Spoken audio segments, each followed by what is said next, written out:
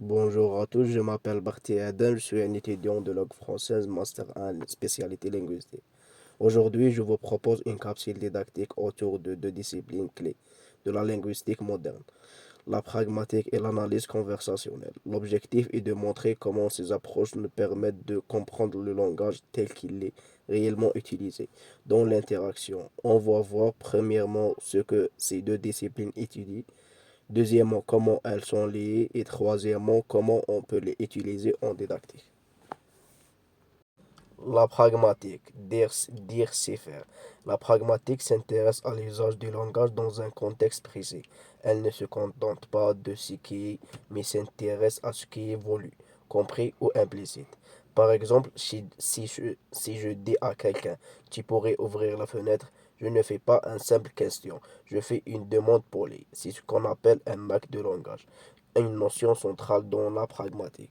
La pragmatique étudie donc les actes de langage ostensible, affirmer, promettre, ordonner, etc. Les implicateurs gris ce qui suggéré sont être dits directement. Les présupposés, ce qui est admis comme acquis.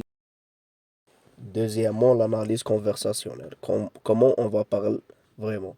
Contrairement à la pragmatique qui s'intéresse au sens en contexte, l'analyse conversationnelle étudie la manière dont les conversations se déroulent concrètement.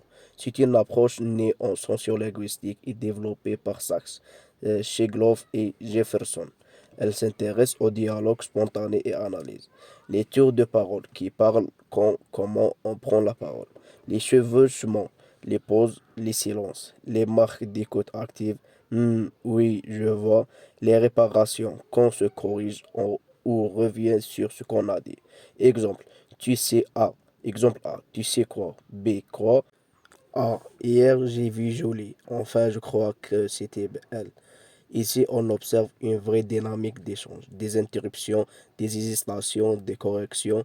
Ce sont ces éléments que l'analyse conversationnelle étudie pour comprendre les règles implicites qui organisent nos dialogues. Troisièmement, des disciplines complémentaires. La pragmatique et l'analyse conversationnelle ont des objectifs différents, mais elles sont complémentaires. La pragmatique s'intéresse à ce que les gens veulent dire, même sans le dire directement. L'analyse conversationnelle s'intéresse à comment les gens parlent réellement dans une interaction. Prenons un exemple. Exemple A, tu viens à la réunion demain. L'exemple B, j'ai beaucoup de boulot. B ne dit pas non, mais le sous-entend. La pragmatique va analyser cela comme une implication. L'analyse conversationnelle va se pencher sur la pause, le temps et la structure du tour de parole. Voici une application didactique dans l'enseignement du français, notamment en FLE ou en langue maternelle. Ces deux approches sont très utiles. Elles permettent d'enseigner les actes de langage en contexte réel, faire une requête, s'excuser, refuser poliment, travailler la compréhension implicite, souvent difficile pour les apprenants, expliquer les règles de prise de parole, d'interruption ou de la politesse dans une conversation naturelle. Par exemple, on peut utiliser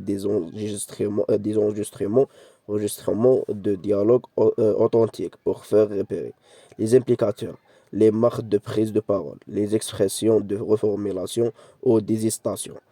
Cela aide les apprenants à mieux comprendre la langue telle qu'elle est, parlée et pas seulement comme elle est écrite.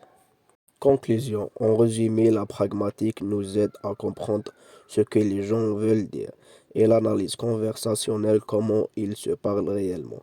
Ces deux approches offrent des outils puissants pour étudier le langage en action et sont précieuses pour enseigner une langue vivante en tenant compte de son usage réel. Merci pour votre attention.